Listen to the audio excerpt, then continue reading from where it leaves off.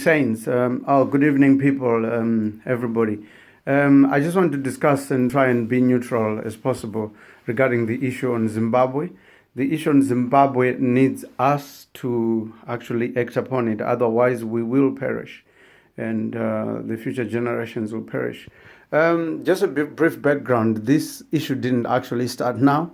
As we can actually see, these are the effects of things that have been breeding over the years. If you look at the restoration of the independence of Zimbabwe itself, it came through the guerrilla warfare where there was a lot of mass killing, including the regime that we were fighting then, which was the Rhodesian forces with Ian Smith. And going forward, actually, it was the spilling of a lot of blood, and also post-independence. Before independence, it was actually in history tells us the prep of the ZANU and ZAPU parties. Actually, they just went on a spree to start eliminating each other for the quest for the 1980 independence. So if you look at it, after that, it was nice to be free. It was nice to have your own sovereignty and everything. But a lot of precepts needed to be followed then. They needed to be followed, such as one, actually looking at governing. When you're governing people, you also need to realize that there is a lineage of, like a spiritual lineage that I can actually put over a nation. Because, as you know, the whole world, to those that believe where people come from, they actually come from a creator who's God, who created people. So we as Zimbabweans, we are in our demography because somebody designed us to be there and designed us to be Zimbabweans. So first things have gone wrong that after independence we had our own sovereignty, and then we actually didn't follow the precepts of like giving allegiance to God and respecting God in his entirety. What I mean is, for example, I'll give an example. United States right now, it even put on its money that it gives allegiance to God. It trusts God, and it also does certain procedures, certain things of putting God first in every decision that they make. If you look at the United States, it has been involved in a lot of wars over the time, and it also did that in the name of God. And this actually just tells you that a nation, when a nation becomes independent, it's got to have some form of religious precepts, which are sort of godly. Why? Because they actually gives us the partiality to be able to rule and govern with all people in that nation. So one thing significantly that we did as a nation, obviously, was to create a national shrine, which was not wrong to do that, but to then commit and select dates and days to actually worship those heroes, our fallen heroes, was a bit out of line.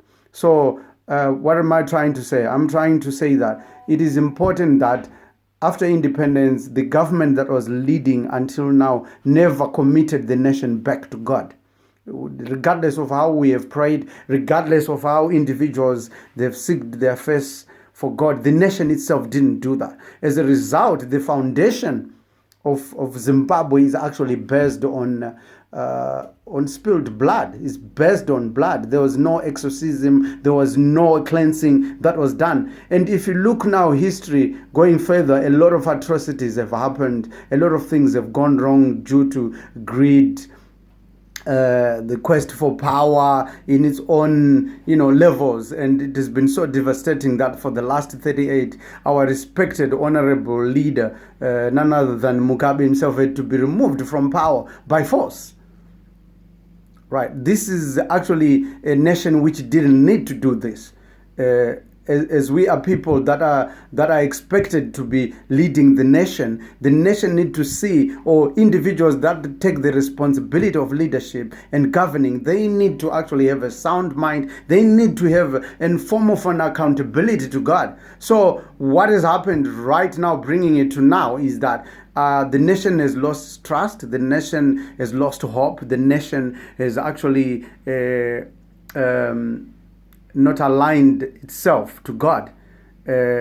Both as individuals, we started worshiping, and following individuals in terms of redressing our country. So as a result, mixing both things may want to work, but it may be difficult. So what am I saying in conclusion? What I'm trying to say is that we have to actually come to a point where we need to actually think outside the box and come together. There's nothing wrong to have a legitimate government that we can say is a legitimate, but we also know that this government is not a legitimate government, because there is no ways some government can rule over a nation and win about 4 or so elections respectively. There is no ways. According to the carnage that has happened to Zimbabwe, the people of Zimbabwe, it's actually maybe 50-50 or 20-50 wishes of the people. As a result, we need to come together. People need to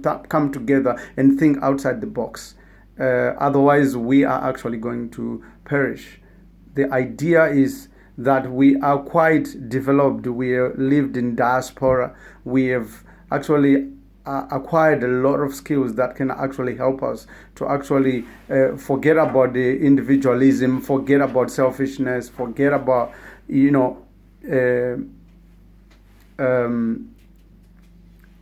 is actually calling us to a corporate unity of trying to build something.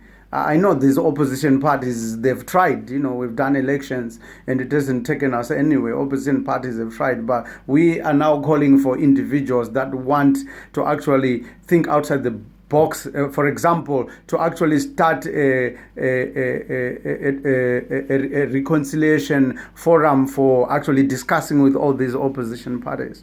For example, to also discuss what happened to all the presidential candidates, about 20 or so of them. Where are they? They have a vision for the country. So they are being ignored simply because of the direction of the Zimbabwean politics.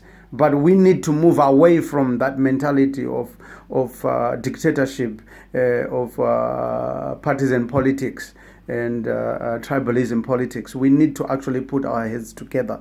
Please, let's all the opposition, if they can, come together, including the ZANU-PF folks that want change, and plan strategies that can actually build Zimbabwe other than where it is now. In terms of actually reconciling it to God, there's a process that is actually needed to be taken, stages, levels of actually drawing ourselves back to God, if we are to actually give ourselves to put God in his place of our people of Zimbabwe.